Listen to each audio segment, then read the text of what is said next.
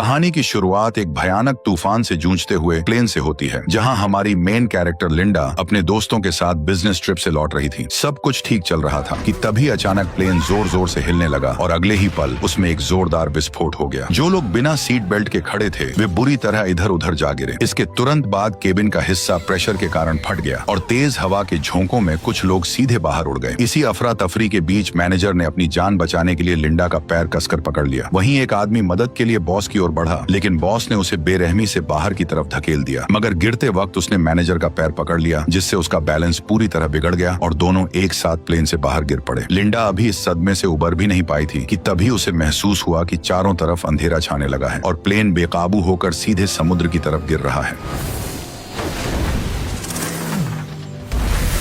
खुशकिस्मती से टक्कर का एंगल ऐसा था कि प्लेन तुरंत फटा नहीं और उसकी जान बच गई, लेकिन तेजी से अंदर घुसते पानी को देखकर लिंडा ने तुरंत सीट बेल्ट खोली और तैरकर बाहर निकल आई। लेकिन बच जाने के बाद भी उसे कोई राहत नहीं मिली, क्योंकि वह अब एक सुनसान और कभी खत्म न होने वाले समुद्र के बीच फंसी हुई थी। तभी दूर उसे एक छोटा सा टापू नजर आया और वह पूरी ताकत लगाकर उसकी तरफ तैरने लगी। सुबह होते ही वह किसी तरह उस टापू तक पहुंच गई और फिलहाल उसकी जान बच गई, लेकिन उसे अंदाजा नहीं था कि असली खतरा तो अब शुरू होने वाला है। थोड़ी दूर चलने के बाद उसकी नजर किनारे पर पड़े एक आदमी पर गई। वह तुरंत उसकी तरफ भागी और पास जाकर देखा तो उसे पता चला कि वो कोई और नहीं बल्कि उसका बॉस ब्रैडली था। वह भी हादसे में बच गया था और बेहोशी की हालत में लहरों के साथ बहकर यहाँ तक आ पहुंचा था। हालांकि गिरने के दौरान उसकी टांग टूट गई थी, लेकिन बाकी लोगों में से सिर्फ वही बचा था। पर फिर भी लिंडा उसे देखकर खुश नहीं थी, क्योंकि कंपनी में वह सबसे ज्यादा उसी से नफरत करती थी। दरअसल वह स्ट्रेटेजी डिपार्टमेंट की सबसे काबिल कर्मचारी थी और अपनी मेहनत से बॉस का भरोसा जीतकर मैनेजर बनने वाली थी। लेकिन ज्वाइनिंग से ठीक पहले बॉस की मौत हो गई और उसका बेटा ब्रैडली कंपनी का मालिक बन बैठा। बॉस बनते ही उसने लिंडा का प्रमोशन छीन लिया और वह पोस्ट अपने चापलूस दोस्त को दे दी। इतना ही नहीं, वह अपने दोस्तों के साथ मिलकर अक्सर लिंडा को नीचा दिखाने लगा। यह सोचकर लिंडा के मन में आया कि वह उसे वहीं छोड़ दे, लेकिन उसने सोचा अगर वो उसकी मदद करेगी तो वह फिर से मैनेजर बन सकती है। इसलिए उसने तुरंत एक नुकीला पत्थर उठाया और उससे केले के पत्ते काटने शुरू कर दिए। फिर पेड़ का सहारा लेकर एक फ्रेम बनाया और पत्तों और टहनियों को बेल से बांधकर एक छोटी सी झोपड़ी तैयार कर दी। धूप से बचने का इंतजाम करने के बाद उसने पानी का जुगाड़ करने की सोची। उसने रेत में गड्ढा खोदा और उसमें नारियल के छिलके रखकर ऊपर पत्ते लगा दिए। कुछ ही देर में बारिश शुरू हो गई और उसने आसानी से पीने लायक पानी जमा कर लिया। बारिश थमते ही मौसम साफ हो गया और काफी देर बाद ब्रैडली को होश भी आ गया। लिंडा तुरंत उसके पास पहुंची और उसे पानी पिलाने लगी। जब ब्रैडली को पता चला कि लिंडा ने उसकी जान बचाई है, तब उसने झिझकते हुए उसे थैंक यू बोल दिया। इसके बाद लिंडा ने उसके सामने अपनी काबिलियत दिखाते हुए लकड़ी रगड़कर आग जलाई और जल्द ही उसने एक मछली पकड़कर उसे पका भी लिया। लेकिन ऐशो आराम की जिंदगी जीने वाले ब्रैडली के लिए ये मछली किसी कचरे से कम नहीं थी। फिर भी पेट भरने के लिए उसे बिना नमक मसाले वाली वो मछली मजबूरी में निगलनी पड़ी। लेकिन लिंडा को इस खाने से कोई दिक्कत नहीं थी, बल्कि वह तो इस जगह पर फंसने के बाद भी बेहद खुश थी, क्योंकि उसे यहाँ कोई भी नीचा दिखाने वाला नहीं था और वो खुशी खुशी यहाँ कई दिन बिता सकती थी। धीरे धीरे कुछ दिन गुजर गए और यहाँ माहौल का असर दोनों पर साफ दिखने लगा। एक तरफ लिंडा जो छोटी सी चीज पाकर भी खुश हो जा रही थी, वहीं ब्रैडली किसी तरह यहाँ से निकलना चाहता था। उसने पूछा कि उसने अब तक किनारे पर कोई SOS सिग्नल क्यों नहीं बनाया या आग को बड़ा क्यों नहीं किया, ताकि किसी की इस टापू पर नजर पड़ सके। उसके मुताबिक लिंडा को पहले यही करना चाहिए था, लेकिन उसने ऐसा कुछ भी नहीं किया। इसी बात पर वह उल्टा गुस्से में चिल्लाते हुए उसे ताने मारने लगा कि वह यहाँ बेवजह उसकी देखभाल का बस एक नाटक कर रही है। खुद टूटी टांग के कारण लाचार था, फिर भी लिंडा की इतने दिनों की मदद के बाद भी वो उसे अपना हक समझ रहा था। उसकी बातें सुनकर लिंडा को समझ आया कि वह केवल चापलूसी से उसका दिल नहीं जीत सकती है। उसे उसकी असली अहमियत तभी समझ आएगी जब उसे कोई तकलीफ होगी। यही सोचकर लिंडा बिना कुछ कहे वहाँ से उठी और उसे अकेला छोड़कर चली गई। शुरुआत में ब्रैडली उसकी इस हरकत पर भी ताने मारता रहा, लेकिन कुछ ही देर बाद उसे एहसास होने लगा कि उसने कितनी बड़ी गलती कर दी है। फिर भी वह घमंडी बना रहा और लिंडा के खुद व खुद लौटने का इंतजार करने लगा। लेकिन ऐसा ही करते करते पूरा एक दिन बीत गया और आखिरकार उसका घमंड टूटने लगा। लेकिन रात तक भी लिंडा वापस नहीं आई। गहरी रात में तेज तूफान चलने लगा और कुछ ही देर में लिंडा की बनाई झोपड़ी भी उड़ गई। अगले ही दिन तपती धूप ने हालत और खराब कर दी। ज्यादा गर्मी की वजह से ब्रैडली डिहाइड्रेशन के चलते बेहोश हो गया। जब लिंडा उसे काफी तड़पा चुकी थी, तब वह पानी लेकर वापस आ गई। उसे देखते ही ब्रैडली ने बिना कुछ सोचे तेजी से पानी पीना शुरू कर दिया। अब उसे समझ आ गया था कि वह पूरी तरह लिंडा पर ही निर्भर है और वह उस पर अपना हक नहीं चला सकता। लेकिन तभी उसकी नजर उस भाले पर पड़ी जिसका इस्तेमाल लिंडा खतरनाक जंगली सुअर के शिकार के लिए करने वाली थी। उसे पता था कि वह सुअर बेहद जानलेवा है, इसलिए उसने लिंडा को जंगल में जाने से मना किया, क्योंकि अगर लिंडा को कुछ हो गया तो उसकी खुद की जान भी खतरे में पड़ जाएगी। लेकिन लिंडा ने उसकी एक भी बात नहीं मानी और वह सीधे जंगल के अंदर चली गई। जब वह चुपके से शिकार को ढूंढ रही थी, तभी अचानक उस जंगली सुअर ने लिंडा को टक्कर मारकर हवा में उछाल दिया।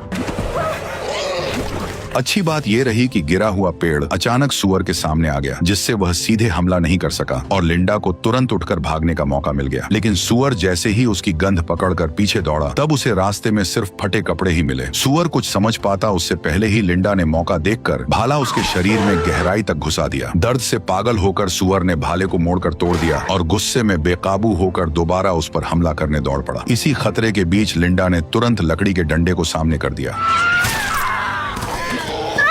आखिरकार लिंडा ने उसे मार गिराया। सुअर का कटा हुआ सर देखकर ब्रैडली पूरी तरह हिल गया और पहली बार उसे समझ आया कि असल में लिंडा बहुत खतरनाक और ताकतवर है, जिससे अब ब्रैडली लिंडा से डर के रहने लगा। कुछ दिन बाद जब लिंडा जंगल में सामान ढूंढ रही थी, तो उसे एक झरना मिला जहाँ से साफ पानी सीधे पिया जा सकता था। अब उसे पानी की चिंता नहीं रही और वह इस खोज से काफी राहत महसूस करने लगी। लेकिन उसकी यह खुशी ज्यादा देर नहीं टिक पाई, क्योंकि तभी उसे दूर से इंजन की तेज आवाज सुनाई दी। आवाज सुनते ही लिंडा तुरंत उस तरफ दौड़ पड़ी। वहाँ पहुंचकर उसे एक बोट दिखाई दी, जिसे देखकर उसकी आंखों में एक उम्मीद जाग उठी। लेकिन जैसे ही वह मदद के लिए चिल्लाने वाली थी, तभी वह अचानक रुक गई। उसे एहसास हुआ कि अगर वह वापस लौट गई तो उसे फिर से वही घिसी पिटी जिंदगी जीनी पड़ेगी। किसी और बॉस के नीचे झुककर काम करना होगा और हर दिन उसके ताने सुनने पड़ेंगे। लेकिन अगर वह यहीं रुकती है तो वह अपनी मर्जी की मालिक होगी, उसे किसी का कहना नहीं मानना पड़ेगा और जो चाहेगी वही कर पाएगी। इन्हीं ख्यालों में उसने फैसला कर लिया कि वह इस टापू को नहीं छोड़ेगी। इसलिए वह तुरंत छुप गई और धीरे धीरे नाव को दूर जाते हुए देखती रही। वापस आने के बाद उसने ब्रैडली को इस बारे में कुछ नहीं बताया, लेकिन ब्रैडली सिर्फ मजबूरी में उसका कहना कर रहा था। असल में वह इस टापू पर हमेशा रहना नहीं चाहता था। 2 हफ्तों की इस जंगली जिंदगी ने उसे पूरी तरह बदल दिया था और उसका सब्र अब टूटने लगा था। उसने लिंडा से एक नाव बनाने को कहा, ताकि उसकी मदद से वह पास मौजूद बोट तक पहुंच सके और कोई उन्हें देख सके। लेकिन लिंडा ने उसकी बात सुनते ही इसे बेहद खतरनाक बताते हुए नाव बनाने से साफ इनकार कर दिया। ये सुनकर ब्रैडली का गुस्सा फूट पड़ा, क्योंकि जब से वे इस टापू पर फंसे थे, तब से लिंडा ने उसकी एक भी बात नहीं मानी थी, जिससे वह खुद को रोक नहीं पाया। उसने लिंडा से अलग होकर अपना खुद का एक अलग कैंप बनाने और नाव तैयार करने का फैसला कर लिया। लेकिन जैसे ही वह अकेले काम करने लगा, उसे एहसास हुआ कि यह उतना आसान नहीं है जितना वह समझ रहा था। उसे आग जलाने तक का सही तरीका नहीं आता था और टूटी टांग की वजह से वह ज्यादा दूर भी नहीं जा सकता था। मजबूरी में वह नारियल के खोल से बारिश का पानी जमा करने लगा। किसी तरह उसने एक छोटी झोपड़ी खड़ी की और रेत पर हेल्प लिखकर मदद का इंतजार करने लगा। लेकिन 2 दिन बीत जाने के बाद भी समुद्र से कोई जवाब नहीं आया। भूख से परेशान होकर वह मजबूर हो गया और आसपास के कीड़ों को खाने की कोशिश करने लगा। लेकिन जैसे ही उसने उन्हें खाया, उसे इतनी घिन आई कि वह तुरंत उल्टी कर बैठा। उधर लिंडा के पास एक से एक बढ़िया स्वादिष्ट खाना था, जिसे वह आराम से मजे लेकर खा रही थी। अपनी हालत देखकर ब्रैडली का घमंड पूरी तरह टूट गया। वह शर्मिंदा होकर टांग की परवाह किए बिना घुटनों के बल बैठ गया और उससे माफी मांगने लगा। उसका यह बदला हुआ रवैया देखकर लिंडा हंस पड़ी और उसने उसे फिर से अपने साथ शामिल कर लिया। इतनी बेइज्जती महसूस करने के बाद भी ब्रैडली अंदर ही अंदर लाचार था, इसलिए वह चुपचाप सही मौके का इंतजार करने लगा। करीब आधा महीना गुजरने के बाद उसकी हालत सुधरने लगी। तब लिंडा उसे टापू की सबसे ऊंची चोटी पर ले गई, जहां पहुंचना तो मुश्किल था, लेकिन वहां से दिखने वाला नजारा कमाल का था। लिंडा ने समझाया कि असली खतरा इसी खूबसूरत दिखने वाले इलाके में छिपा हुआ है। फिर उसने रास्ते के किनारे लगे कुछ जामुन जैसे फल तोड़े और बताया कि इनमें ऐसा जहर होता है जो शरीर को सुन्न कर देता है। इसके बाद उसने उन फलों का रस अपनी बाह पर लगाया, जिससे कुछ ही देर में उसकी स्किन पर लाल दाने उभर आए। आगे बढ़ते ही लिंडा ने एक्स जैसी बनी चट्टानों की ओर इशारा किया और बताया कि उसके आगे का पूरा इलाका कांटों और जहरीली बेलों से भरा हुआ है, इसलिए उसने सख्त चेतावनी दी कि उस जगह पर कभी भी सामान ढूंढने मत जाना। ये सुनते ही ब्रैडली के दिमाग में एक चालाक प्लान आया और वापस लौटते समय उसने थकान का बहाना बना दिया। फिर वह धीरे से जहरीले फलों के पास बैठ गया। जैसे ही उसने चुपके से कुछ जहरीले जामुन तोड़े, तभी अचानक जमीन धंस गई और लिंडा नीचे जा गिरी। असल में वह जगह ऊपर से मजबूत दिख रही थी, लेकिन अंदर से पूरी तरह खोखली और कमजोर थी। ब्रैडली घबरा गया और तुरंत उसे ऊपर खींचने लगा। भले ही वह लिंडा से नफरत करता था, लेकिन वह उसे इस तरह मरते हुए नहीं देख सकता था। आखिरकार उसकी कोशिश से लिंडा की जान बच गई और पहली बार उसने बिना कुछ कहे ब्रैडली पर भरोसा करना शुरू कर दिया। कुछ ही दिनों बाद समुद्र में तेज तूफान आ गया। किनारे के पास बनी उनकी झोपड़ी इस आंधी में पूरी तरह टूट गई और पेड़ों के गिरने से हालात और खराब हो गए। अच्छी बात यह रही कि उन्हें पहले ही पास में एक गुफा मिल गई, इसलिए दोनों तुरंत वहां भागकर छिप गए। उस वक्त दोनों पूरी तरह भीग चुके थे और ठंड से बचने के लिए उन्हें अपने कपड़े उतारकर एक दूसरे से चिपक कर सोना पड़ा। इस नजदीकी के चलते लिंडा को धीरे धीरे ब्रैडली से प्यार होने लगा। जल्द ही ब्रैडली को जंगल में मौजूद हर जहरीले फल की पहचान हो गई। अपने हुनर को दिखाने और लिंडा का शुक्रिया अदा करने के लिए उसने आज रात खुद खाना बनाने का फैसला किया। लिंडा ने बिना ज्यादा सोचे उसकी बात मान ली और उसे मौका दे दिया। हैरानी की बात यह रही कि उसने जो खाना बनाया वह सच में काफी टेस्टी था, लेकिन जैसे ही लिंडा ने थोड़ा सा खाना खाया तभी अचानक उसे चक्कर आने लगे और उसकी नजर धुंधली पड़ गई। कुछ ही पलों बाद वह खुद को संभाल नहीं पाई और सीधे जमीन पर गिर पड़ी। लेकिन ब्रैडली ने उसकी तरफ पलटकर भी नहीं देखा और तुरंत जंगल की तरफ भाग गया। थोड़ी देर बाद वह एक लकड़ी की नाव खींचते हुए वापस लौटा। असल में उसे पहले ही समझ आ गया था कि लिंडा उसे यहाँ से जाने नहीं देना चाहती, इसलिए उसने चुपके से ये नाव तैयार कर ली थी और सही मौका मिलते ही उसने जहरीले फल खिलाकर उसे बेहोश कर दिया। अब वह खुशी खुशी उस गंदी सी नाव को पानी में धकेलने लगा और बिना पीछे देखे तेजी से समुद्र की तरफ बढ़ गया। लेकिन वह ज्यादा दूर नहीं जा पाया था कि अचानक एक बड़ी लहर ने उसकी नाव को तोड़कर रख दिया। अगले ही पल उससे भी विशाल लहर उठी और उसे सीधे समंदर के अंदर खींच ले गई।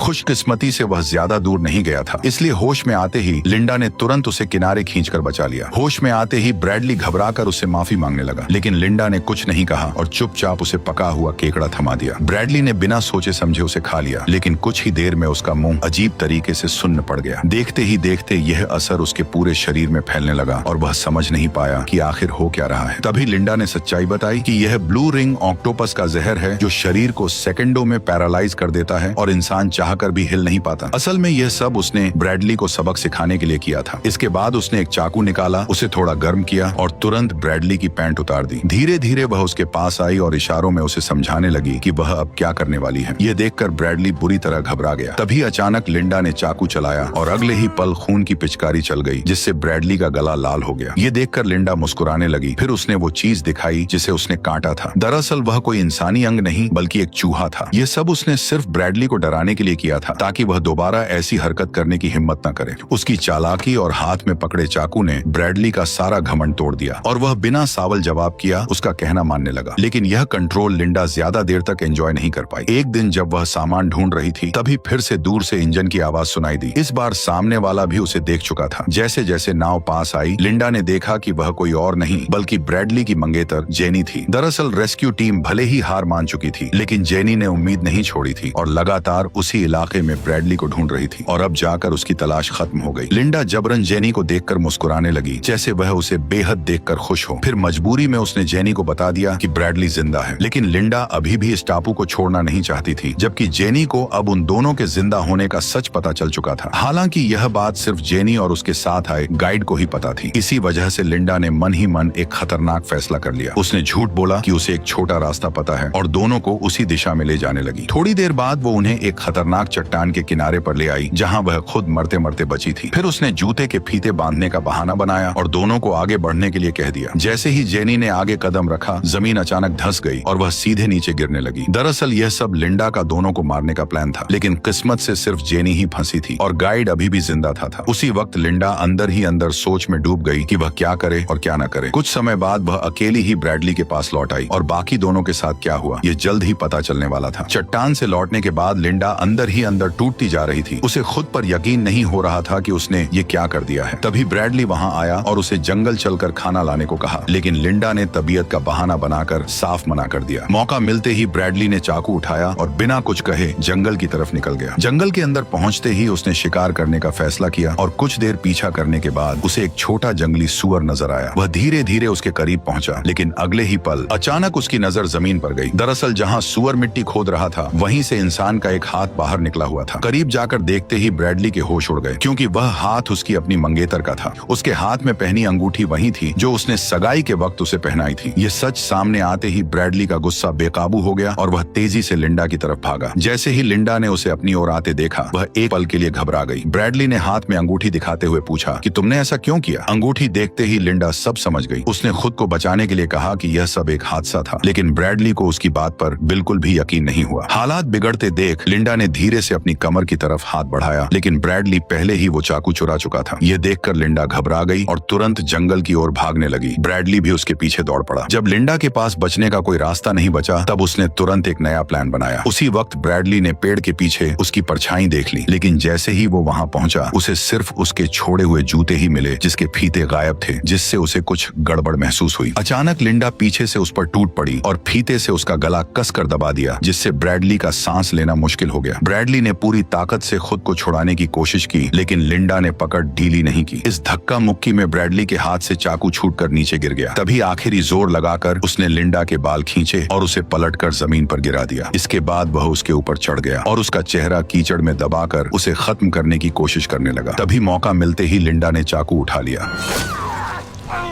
जब लिंडा ने आंखों से मिट्टी हटाकर दोबारा देखा, तो ब्रैडली वहां से गायब हो चुका था। दरअसल वह उसी जहरीले इलाके की तरफ बढ़ रहा था जहां जाने से लिंडा ने मना किया था। ये देखकर लिंडा ने उसका पीछा नहीं किया और चुपचाप वापस लौट गई। काफी दूर तक भागने के बाद भी ब्रैडली के साथ कुछ नहीं हुआ, लेकिन जैसे ही उसने सामने देखा, तब उसके होश उड़ गए, क्योंकि दो विशाल चट्टानों के बीच उसे एक आलीशान विला दिखाई दिया, जिससे साफ हो गया कि यह कोई सुनसान टापू नहीं, बल्कि किसी का प्राइवेट आइलैंड है। उम्मीद की एक नई किरण के साथ ब्रैडली तुरंत वहां पहुंचा और मदद के लिए चिल्लाने लगा, लेकिन अंदर से कोई जवाब नहीं आया। तभी उसने देखा कि दरवाजा खुला हुआ है। घर के अंदर घुसते ही ब्रैडली ने जल्दी जल्दी लाइट ऑन की और हर जगह नजर दौड़ाकर कुछ काम की चीजें तलाशने लगा। तभी उसकी नजर फ्रिज पर पड़ी और उसे खोलते ही अंदर तरह तरह के मॉडर्न ड्रिंक्स सजे हुए दिखाई दिए। प्यास से बेहाल ब्रैडली ने तुरंत एक पानी की बोतल उठाकर पीने लगा, लेकिन तभी अचानक सब कुछ बदल गया। न जाने कैसे स्पीकर से लिंडा की आवाज गूंज उठी और उसकी बात सुनते ही ब्रैडली को पूरी सच्चाई समझ आने लगी। उसे एहसास हुआ कि जहरीले इलाके वाली सारी बातें झूठ थीं और सिर्फ उसे इस जगह से दूर रखने के लिए ये कहानी बनाई गई थी। अब लिंडा ने बिना किसी झिझक के सब कुछ साफ साफ बता दिया। असल में जो जहाज उसने पहली बार देखा था, वो हर महीने यहाँ सप्लाई देने आता था और उसी के जरिए उसे इस आलीशान विला का पता चला था। यहाँ आने के बाद उसने छुपकर दरवाजे का पासकोड देख लिया और फिर सही मौके पर इस जगह पर पूरी तरह कब्जा कर लिया। हालांकि असली मालिक यहाँ बहुत कम आता था, इसलिए वह हर बार सब कुछ साफ करके आराम से यहाँ रहती थी। किसी को शक भी नहीं होता था और सब कुछ उसके हिसाब से परफेक्ट चल रहा था। लेकिन जेनी के अचानक आने से उसका पूरा प्लान बिगड़ गया। अनजाने में हालात ऐसे बन गए कि उसे जेनी को मारने का कदम उठाना पड़ा। उसकी ये सच्चाई सुनकर ब्रैडली के रोंगटे खड़े हो गए। अंधेरे में इधर उधर टटोलने पर भी उसे कंट्रोल रूम नहीं मिला। तभी अचानक हालात पलट गए, क्योंकि लिंडा खुद उसे ढूंढते हुए वहां पहुंच गई। दरअसल उसने पहले ही इस विला के अंदर से एक शिकार वाली बंदूक हासिल कर ली थी। ब्रैडली ने जैसे ही उसे देखा, तो वो तुरंत घुटनों पर गिर गया और अपनी जान की भीख मांगने लगा। उसने कहा कि वह अब भागेगा नहीं, बल्कि यहीं रहकर उसी के साथ जिंदगी बिताएगा। इतना ही नहीं, उसने ये भी कहा कि इस दौरान वह सच में उससे प्यार करने लगा है। लिंडा को यकीन दिलाने के लिए वह दोनों के बीच बिताए खूबसूरत पलों की बातें करने लगा। उसकी बातें सुनकर लिंडा को कुछ गड़बड़ लगी। तभी उसकी नजर पीछे रखे बैल के सिर पर गई, जहां से एक सींग गायब था, और फिर अगले ही पल लिंडा ने पास रखी गोल्फ स्टिक उठा ली, जबकि ब्रैडली ने भी बंदूक अपने हाथ में ले ली। लेकिन जैसे ही उसने ट्रिगर दबाया, बंदूक खाली निकली। असल में यह सब पहले से ही लिंडा का सोचा समझा प्लान था। अगले ही पल उसने बिना वक्त गवाए गोल्फ स्टिक उठाई और ब्रैडली पर लगातार वार करने लगी। आखिरी वार इतना जोरदार था कि ब्रैडली वहीं खत्म हो गया।